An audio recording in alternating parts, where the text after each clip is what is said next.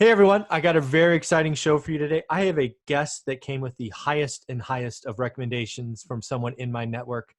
Let's welcome Matt Larson to the show. How you doing, Matt?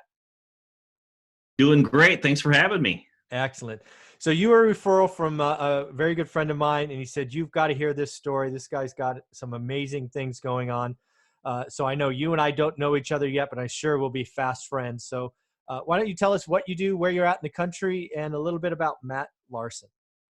Okay, well, I am located in the Davenport, Iowa market. It's called the Quad Cities, a small market in on the Mississippi River between Illinois and Iowa, right on Interstate 80, and a smaller market, about 450,000 people with it, with the whole area there. And grew up in this area, and 30 miles from here, I grew up in a small town, 3,700 people, and just went, grew up and grew up in a fairly poor family. Didn't have any experience in real estate when I got into real estate 14 years ago. Got out of high school, tried college for one semester, and after that one semester, they told me I couldn't come back. My You're no GPA was, good. yeah, yeah. I wish I could say I dropped out, but they told me I couldn't come back. So. Um, just wasn't a school type guy, and came back from that and didn't really know what to do. Didn't have any plan. My dad told me to go get a job at the local machine shop, and which was right in town there. So I started working at 19, worked in a machine shop, and did that all the way up to 30 years old. And as the story kind of goes here, I'll just kind of roll into how I got into real estate. So I was dating this girl, and we had been dating for about 4 years, and I had never really I didn't really know what self-help was. I've never had at this point had never read any books on self-improvement. Didn't really even know they existed. Didn't know that was something that was even a thing. So I'm dating this girl. We've been together for about 4 years, and she calls me one day and says, "Hey, I want to break up." And she's like, I want to date somebody with status, and I want to date somebody that makes money.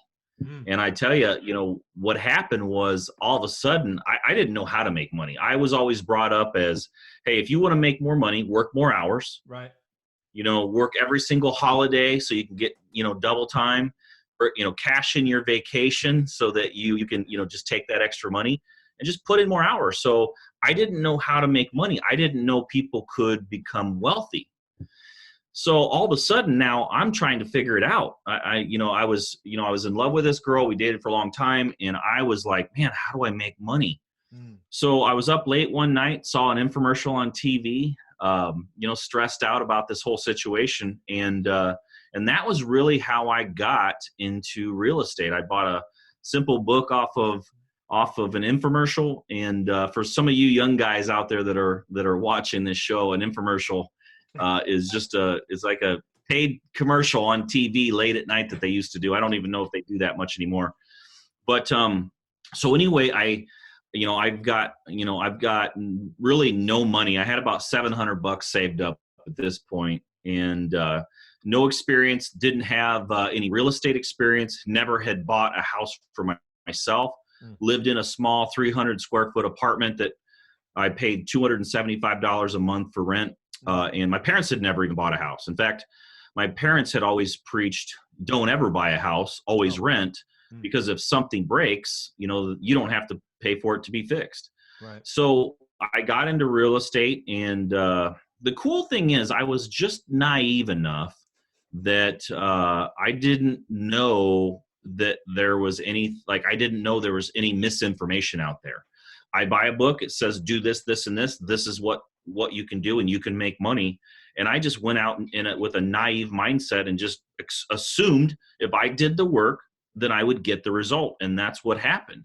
I had my first deal within 30 days, and within 3 years, I had built up enough cash flow, one rental at a time. I did one deal a month, literally. And I had built up a portfolio that I was able to leave my job within 3 years. I had about $5,000 a month in net cash flow after all expenses were paid. Wow. After that 3 years. So now, fast forward, we're in 2008 at this point, and because I did my first deal in November of 2005, Okay.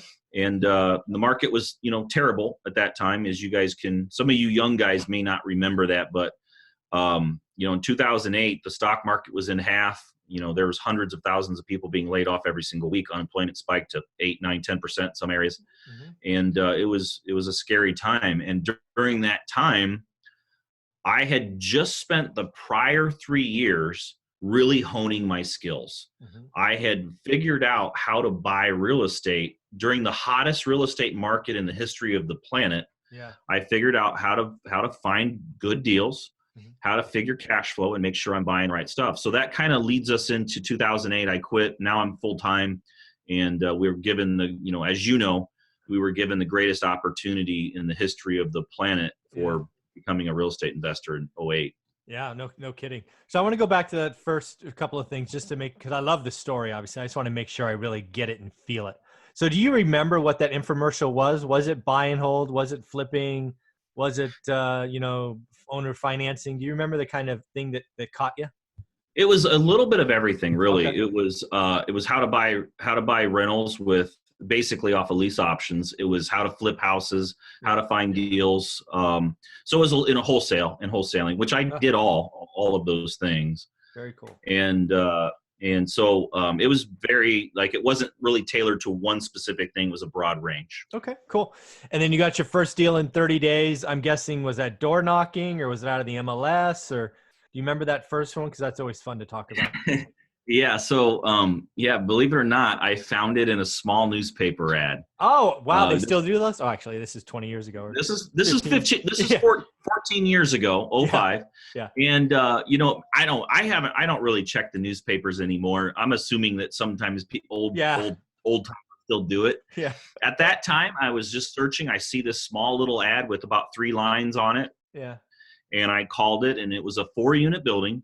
And, I still own that today. I'll probably never sell it. I buy this 4-unit building for $82,000. Yeah. And the total rents on this thing at that time were $975 a month for all 4 units. Got it. Now, 2 years ago, I refinanced this property, and it appraised. I paid $82,000. The rents were $975. So 2 years, I appraised it. The rents are now over $2,200 a month because they've steadily grown over time. Sure. And the value it appraised for $164,000, which was double what I paid. Yeah. So it just kind of goes to show, not only given enough time in real estate, not only does values rise, but rents rise as well. Yeah, no question. So it was pretty. Yeah, that's very powerful stuff. And I love that you brought up the rent rise as well, because I've seen the same thing over the last, 14, 15 years. And what I just translated in my mind, yesteryear for you and I, newspaper ads are today's Craigslist ads. It's the same thing, different medium. Yep. Today you'd see that 3-line ad in Craigslist. So, now when you got this for $82,000, was it owner financing? I mean, how much did you have to put down, right? Because it doesn't sound like you had a lot. Yeah. So here's what I did. So I was scared to death. The first deal was scary, man. Oh yeah. So I actually got a friend to put up the money. So he put up the down payment. We got a loan on it. Just a bank loan? Bank loan? What's that? Yes, we got a bank loan. And if you remember, in 05, 06, getting bank loans was easy. Fairly easy back then. Yeah. No So we I want to say we only had to put down like $7 or $8 grand at that time to buy this thing. Yep. And then what we did was just simply refinanced it I don't remember, maybe 60 days later. And I took the money that we had 60 days later, and I gave him back his $7 grand plus $1,000 or $2,000, and then I owned it by myself. Sure. So he was completely out of it at that point. Now I own it on my own, and still own it today. And it awesome. Just keeps paying and the rents keep going up over time. It's awesome. Yeah, I own a similar building, a 5-unit building that we did a 1031 exchange into, and I'll never sell that thing. It's it's kind of like that's the first one. That one's not going anywhere, right? 100%. I've had people call me and say, "Hey, I want to buy that thing." I'm like, "Nah, it's really not for sale." Let's talk about something else, not that one. Right. Exactly. Very, very cool. All right. So you do a deal a month for a while. You get to a point where you are secure enough that you quit your job, right? You replace your income. Yep. $5,000 net cash flow a month. Awesome. Then 2008 happens, and I happen to invest in California, and '08 killed us. For Hmm. example, one of the houses I sold for 275 retraded at 75, right? So we saw Wow. huge price hits. I have no idea what Davenport, Iowa saw. So can you give us a feel, kind of the peak of '08 to maybe the bottom in 10? What were prices like there? Yeah, so that's such a great point. So, in the Midwest, so in the coastal areas and some of the area like where you're at, you guys get this amazing thing called appreciation, right? I mean, you guys can see some years, 20, Yes. 15, 20, 25%. Now, we just don't see that in the Midwest. We Hmm. see 3 to 5%. Okay. And so we don't have these great big, what I call adult roller coasters. We have Yeah. the little kitty roller coasters, and so we don't get super scary. So what happened was in 2009, 10, when we hit the bottom, 2010, 2011, Yeah. we only saw, here's the amazing thing. The top line from what houses were worth in, say, '06 or 7 Okay. had only dropped about 7% Oh. in the bottom. Now, here's the amazing thing. So if a house was in perfect move-in condition and was just a great property, it saw about a 7% drop. However, the bottom, the foreclosure level properties, the ones that were in bad shape, they dropped 30%. So if the property was in bad condition, it opened up this amazing, and believe it or not, I was doing fix and flips, retail fix and flips, just as fast as I could in 2010, 11, 12, because we were going in there. The bottom had dropped, but the top was stayed solid. So Right. we were going in there, buying these foreclosures, fixing them up, putting them back for sale, and then selling them quickly in 30 days Mhm. and making, in our market on $120,000 houses, we were making, $20,000 net a Yeah, piece. and I'm guessing your end buyer during that part of the market was owner occupants. That's just a wild Yes. guess. Yeah, Yes. yeah, and that makes total sense to me because what happened in, let's just pick a year, 2010, lending changed, right? So lending changed 100%. for real estate investors, you and I, but it didn't really change for owner occupants. In fact, the government came out with many, many, many, many incentives to buy your first home.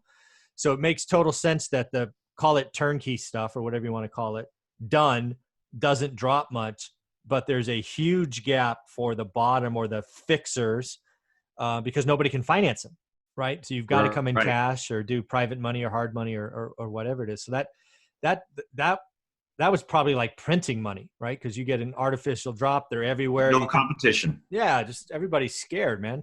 It was Yeah. amazing. I was buying junk, but for keeps, right? I didn't sell any of these things. I bought junk for the same reason, fixed it up, and I just did that over and over and over and over again. Hmm. It was an amazing time.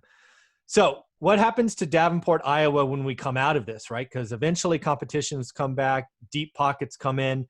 I had hedge funds come into my market in probably like 15. Hmm. I don't know if they ever Yep. visited Iowa, but I'm guessing somebody No. did. Well, so we didn't see a lot of the institutional buyers or the hedge funds come in because a lot of those places, those companies, those funds, they wanted that appreciation piece Hmm. to the whole thing. For sure. So that kept a lot of those guys out of the market in the smaller Midwest towns. Mm. But what happened was it slow. So first of all, back up in 2009, my rents went up 15% in one Yeah. year. Yeah. It was crazy. I remember telling, so back then I was just getting out of managing so I managed all my own stuff up until 2009 or so. Hmm. And I turned it over to a property manager. And one day I'm in his office and he's like, "Hey, are you going up to East Moline or by East Moline today?" Which is just another one of the cities that are part of the Quad Cities. And I said, "Yeah, I can run up by there." He goes, "Well, take these two signs, if you would, and put them in the yards for these two houses that you own that are now ready to rent." Mm. So I drive up there, 15 minutes away. I pull into the first house. I pop the sign in the yard. Somebody's driving by. They swing right into the driveway and said, "Hey, is this house for rent?" And I said, "Yeah, I just put the sign in the yard." She's like, "Okay, I want it. I want it. I want it." And I'm like, whoa. We got to do an application. But here's, I think I had one in my car. I'm going to fill this out and get you. So I get her. I tell her to call the office. She's like, "I'll give you the money right now." So I go literally 1 block away. Around the corner is the other house. I pull in there. I pop the sign in the yard. Guy comes flying out of the house across the street, runs over. "Hey, man, is this house for rent?" I'm like, "Yeah, I just put the sign in the yard." He's like, "I want it." So that was the frenzy of 2009. I mean, Yeah. rents were just flying up. You were renting stuff in 1, 2, 3 days. And my rents I just didn't know where the top was. Every time I try a new level and raise the rent, it would get rented. So that was the cool part, what happened in my area. And then values just kept getting stronger. Like you just mentioned it, you just said something that totally sparked a memory that I forgot. Was the government were back then in like 2010, 11, the government was giving a subsidy for anybody buying a first-time home buyer. They were getting like $9,000 or $7,500 or something. So people were buying houses that really didn't necessarily weren't ready to buy houses, but they wanted the money. Yeah. So they were getting like a check. So yeah, we sold a bunch during that, and that little subsidy did spike. Yeah. But it's just gone up solid ever since then. We've been just seeing 5% increases, 3, 4, 5% increases since then. So I would say right now, 2020, we're probably values 10% above what they were in maybe 2006. So very, what I'm taking from this conversation, it's a typical Midwest area. Very, like you said, not an adult roller coaster, right? I love that analogy. Yep. It's the kiddie rides, which is frankly really good for people that are getting hammered in the stock market here the last 8 trading days or whatever it is, right? Oh. That's an adult roller coaster of epic proportions. So it makes total sense. And, you do get appreciation, right? You get, 5% ain't bad, especially on levered debt, right? Right. 100%. You own 20% of it or whatever it is, and it goes up 5%. You get all of that. So yes. Pretty and so stuff. here's another quick story. So I started growing my portfolio very quickly. As you said, once the banks saw, okay, he's got good financial, he's got full occupancy, he's got good cash flow. All of a sudden, man, I had the experience. I had the cash flow. I didn't have a ton of cash yet. This is in 2009, but I had a little bit. But I had proven that I could do real estate, and so the bank started lending me money. And from 2009 through 2013, I built my portfolio up to 450 properties. Wow. So I was buying 20 plus properties a month, sticking in my portfolio, selling some, wholesaling some, and the banks were lending. At one time I had loans with 22, 23 different banks. Just max them out. Whatever if they had 5 million, it was a maximum lending limit that they could lend. I was borrowing 5 million. And they were happy to give to me because I usually renting them and rehabbing them, all that stuff. So during that time frame, I started saying, you know what? I'm doing all these deals in the Quad Cities. Why don't I start adding to my portfolio and start searching around for some other areas? So I started buying in Kansas City and St. Louis and Minneapolis and Detroit, Michigan, and some of these other areas. And I built all these properties up. And I just had this funny feeling. I was like, Davenport area, the whole Quad Cities during the last downturn, it did so well. I don't have to I was literally losing sleep at night. Like, okay, my Kansas City stuff, those properties dropped in half during the last downturn. I don't want to lose sleep at night and hope I time the market right. Yeah. Same with my Michigan stuff. I had a house in Michigan worth $50,000 that went up to $175,000 just in the last couple years. Wow. And I was like, I don't want to time the market right, because I'm never going to, nobody can predict perfectly. Maybe somebody gets lucky every once in a while, but even their guess is a guess. So I sell everything I sold all my other properties. I still have like 4 or 5 properties up in Michigan, but I sold everything that I owned in all these other cities, because the one piece that I didn't want to stress about, like all the people in the stock market are Mm. stressing right now, I just didn't want to stress about all these other areas. And hey, let's just stick to my stuff to the Quad Cities. And then during the next downturn, if I see a 7% drop, I'm okay with that. Yeah. It's amazing how similar our stories are in scales, you know. So let me just get this right. So you get to 450 units in the Quad Cities. You then get the Yep. bug Yep. that says, hey, I can take this to other markets. So what, you go from 450 to 1,000, or, I mean, Yeah. what? So I probably spiked up to, I don't know, maybe 600, Okay, 650. I was buying and selling fast, got but it. I was keeping a certain portion. My rule has always been like, you can't, if you only buy rentals, sometimes it's hard to maintain your liquidity and your cash Sure. position, because you're putting down payments down, you're doing rehabs and all Oh that. yeah. So I was wholesaling and flipping, some retail flipping and stuff like that. And so I would buy and sell, buy and sell, buy and sell. Get it. And so, yeah, but at one point I was just like, I don't need these extra couple hundred, 200, 200, 250 houses. Let's Yeah. get rid of those. Help me sleep at night. I don't know those markets as well. I live in Yeah. the Quad City, you know? Yeah. And the beauty about what you've just, you know, hopefully people are picking up on is you made a quality of life decision, right? All these people fronting on social media talking about being in 5 different cities and running virtual teams and all that freaking nonsense. Most of them, if you get them in a corner and say, why do you do this? It's because they want financial freedom and more family time. But I'm sorry, running a business that's, you know, 4, 5, 6 different metros, just managing your team is going to eat into your day, let Oh, alone deal evaluation or other freaking nonsense. So I, yeah. I appreciate that you walked away from, you know, again, what some people may consider millions, but you made a quality of life decision. And I have to imagine not only you're sleeping better at night, but you're kind of probably, I don't know what you would call it. I'd call it working less, right? Because the time is yours.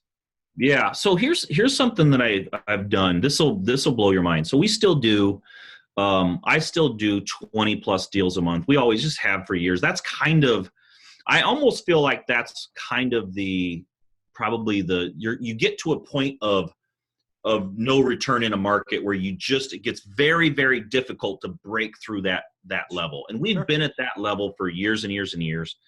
And I mean, we've pushed and got to 30 plus some years, but you're really stretching when you're doing that. So what I did was, in my goal for the last year has been how to take my real estate business that pumps out, 10, 15, 20, 25 deals a month.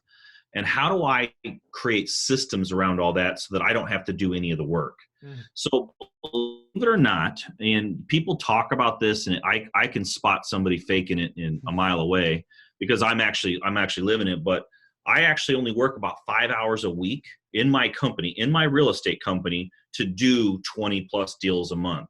We went super, super deep with, I have a big team, first of all. Secondly, we went really deep with virtual assistants, and super, super deep and detailed on processes. Mm-hmm. So we document every single thing we do, and we keep it in this vault. We actually use a website called sweetprocess.com, but we lock it in this vault. And then every single person, as when they start a position, they can literally open up this vault and say, okay, I need to learn how to do this. Okay, here's the process right here. Pull it down. Okay, here's how I do this job. But what that does, one, is it eliminates discretion.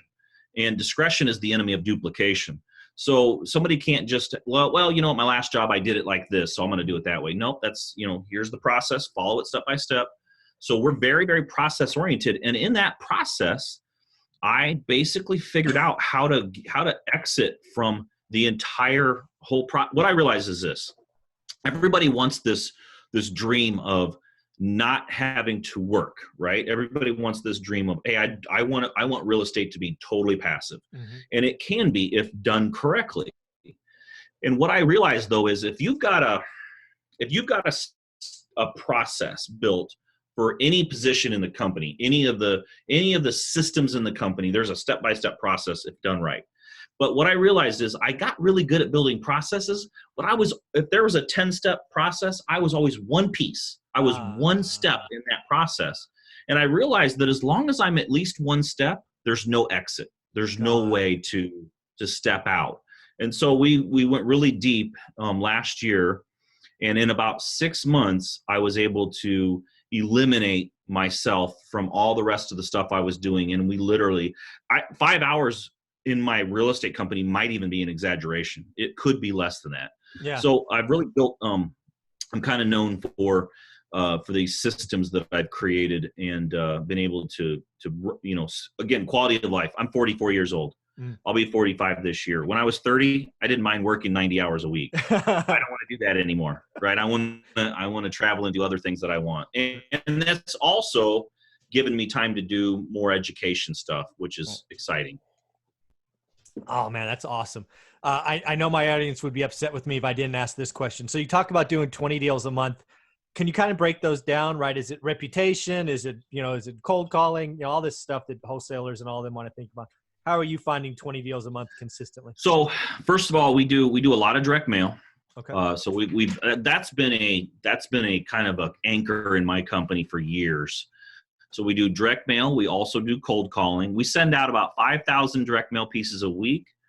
We typically make 3,000 cold calls a week. We also text.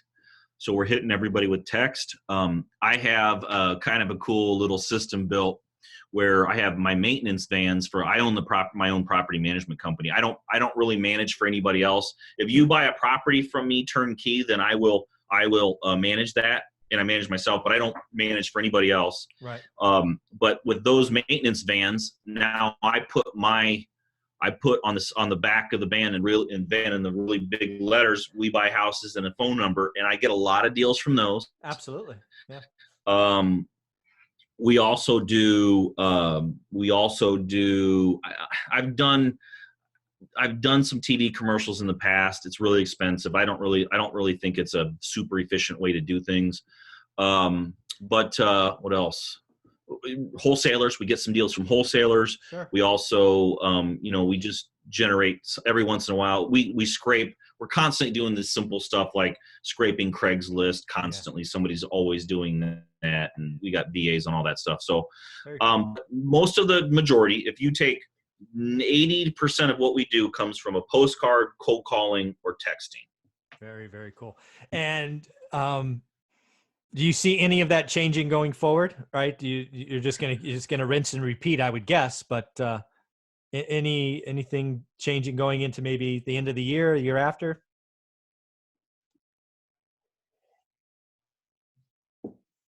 I don't really see any of that changing. If the market crashes, back in 2009, I just remember a lot of the best deals were on the MLS. They were listed as foreclosures. And I remember that time, man. It was great. Yeah, big bold letters, right? Any price, any offer considered. It's like, oh my God, I'll offer it in that one, and that one, and that one. Yes, I remember. I got a deal off of I got a foreclosure off of the MLS in 2010.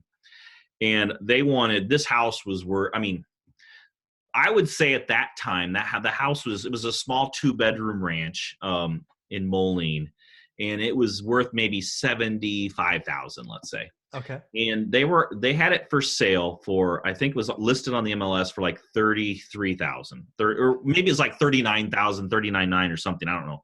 So I offer $32,000 on this thing. Yeah. They counter me back at $29,000. They wanted me to buy this thing. It was so bad. Like, there were so many foreclosures. If you remember, like, that was the big thing. There's, shadow inventory everywhere. It was like, that was the thing back then. So they countered me back less than my offer just to make sure I wanted this thing. That was the kind of some cool stuff that happened back then. So yeah. So if the market were to crash again, I would shift back more over to that. We do make MLS offers now. We're our own brokers. We don't list properties for other people or anything like that. We're just licensed so we can make our own offers on the MLS and keep some of the commission. Yeah. But so that could change. But other than that, I really don't think that we'll change what we're doing. It works. That's awesome. Well, let's talk about Matt Larson, the educator, right? Because you're doing lots of things out there. You're helping a lot of folks. I know you have a couple of sites. I believe one of them is realestatemat.com. But talk about Matt Larson, the educator. So it kind of happened by accident. What happened was, first of all, I had built my company to the point where I didn't need to work in it. Like I Mm-hmm. said, I got it to less than 5 hours a week, Mm-hmm. and I got bored. To be honest with you, I know what you I mean. didn't know what else to like. There's only so much. Like, people. Let me clear something up for people watching. There's only so many vacations you can take. There's only so much travel you can do. Eventually, you get tired of it and you want to be at home, right? I mean, you can just burn yourself, just like anything. You can burn yourself out on it. Yeah. And so I got kind of bored, and I was talking to another guy that's a big investor that I respect his opinion, and he's like, "Matt, you should start education. Like, you're good at that stuff. You've built a lot of really cool systems and tools for your own company." So what I did was I had this renovation manual. What I did was I created this renovation manual for my team. I created it so I could leave the project management side of things. Hmm. Here you go. Here's how to run rehabs. Here's how to do it in 45 days. Here's how to set yourself up so a contractor can't take advantage of you and take your money. Here's how to, here's the step-by-step process. And I created it for my team. And somebody was in my office one day and they're like, "Hey, what is this?" And I'm like, "Well, it's a renovation manual." "Well, can I have a copy?" I'm like, "No, I'm not keeping it. No. That's my own company's." And he's like, "Well, I'll pay you for it." I'm like, "It's not for sale." Mm. So I was telling this guy that, and he's like, "You oughta put it up for sale." So so what I did, to kind of long story short, was I just basically, my education products are just systems from my own company that I created for us to use. It's literally like we didn't have to create. All I had to do was put a fancy cover on it and format it so that it looked like a manual or a book or an online ebook or whatever. That's really what we did. Right. So it's kind of neat. Cool. So if somebody goes to realestatemat.com, what are they going to see? Is it just a list of manuals, sample process and procedures? What are they going to see? They're going to see all kinds of stuff. So again, we do a lot of rehab. So there's a renovation manual in there that I just spoke about. We do a ton with virtual assistants. I think we're up to 7 or 8 full-time virtual assistants now. Wow. I personally love virtual assistants. I tell a story, back when the 4-hour work week came out, 10, 15 years ago, Yeah. that was the craze. Like when Tim Ferriss put that book out, everybody went nuts on virtual assistants. The problem was back then they were terrible. Virtual assistants weren't well trained. They really didn't know what they were doing, and nobody knew how to train them. Right. So what happened was I tried one. It didn't work. I didn't know what I was doing. This is like 14 years ago. And then one day I was like, hey, 5 years later, I was like, we should give these virtual assistants a try again. So what's happened over the last decade is now virtual assistants are amazing. They're well trained. They're experienced. They want to work. They want to do an amazing job. And so when I have an office full of employees, and that's great, but virtual assistants are, a fraction of the price. Whether people want to acknowledge it or not, minimum wage is going up. In Illinois, I know out in California it's going up. In Illinois, it's going to go to $15 an hour. It's already passed.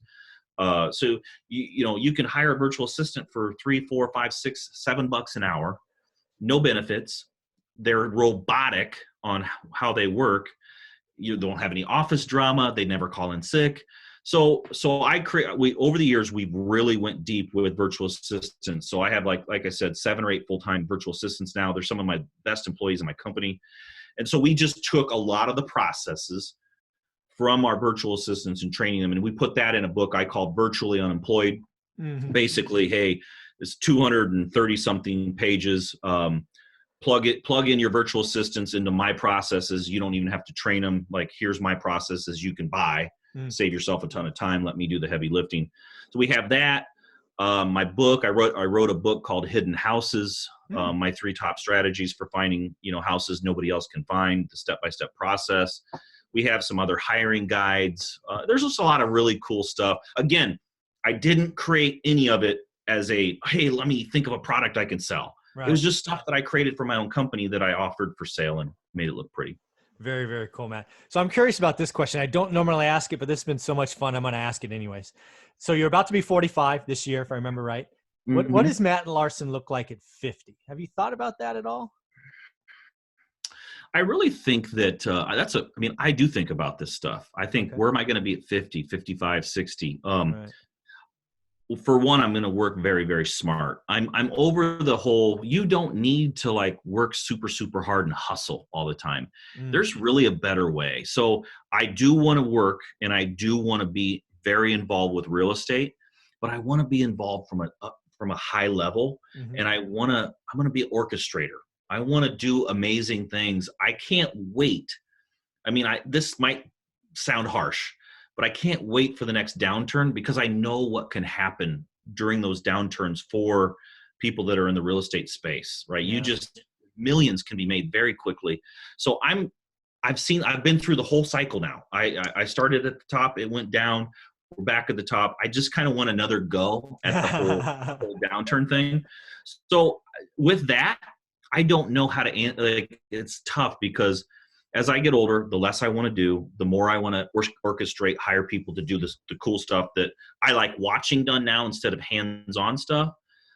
So, but I love to travel. Mm, I love being 100% control of my own time. I'm a worker. I do like to, I can't sit still. So I'll always be involved in some way. very, very cool.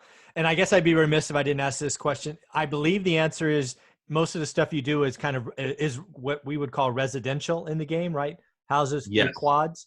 You're not in the quote Yes. bigger is better game. I've done some commercial stuff. I just did a $1 million plus deal with Sherwin-Williams. They're renting a big warehouse space with me. I bought and sold a Buffalo Wild Wings store like a few years ago. Made 700 grand on a quick flip on that over like a 20-month period. I've owned some retail, commercial stuff like that, but I don't do a ton of that. Yeah. 90% of what I do, single families, double duplexes, fourplex. Yeah, well, let's be clear. The big thing I'm pushing today, because I hate the bigger is better. Yeah, yeah, it can work, but it's not the end all be all that Grant Cardone makes it out to be.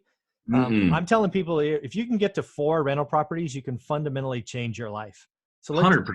let's be okay with that. And yeah, You know, the thing that people don't say when they're doing telling people about the big deals, they don't talk about the downside of yeah, that. You know, it can crush you quickly. You know, it's another level. And so there there's nothing wrong with, I built my entire net worth and fortune on single family homes and duplexes and fourplexes. yeah, And when one of those goes vacant, you can fill it quickly. yeah. It's never out of control type of situation. Mm. There's a building, I was literally talking about it in this morning. There's a building in the Quad Cities here that a local investor owns, and this was a $20 million building, and he had it totally occupied and all this, and all the tenants, after a 10-year period, the tenants leases, and they all moved. So Oh, he's carrying $86,000 a month mortgage right now. ugh, Like, think about that. That could wipe you out. One deal. one deal. Yeah, one deal. Wow, that that hurts on another level. Oh, well, scary. well, Matt, how can people follow you? You're doing so many great things. People need to look you up. How can people follow you? What's the best way? So the best way to find me is on Instagram, and my handle is Real Estate Matt. And again, I have my website, which is realestatemat.com. But I'm always posting fun stuff on Instagram, cool stuff. I'm always trying to teach. I share lessons. And one other thing too is I give away systems in my company as well. I call it Freebie Friday. In fact, we're going to be giving something away today.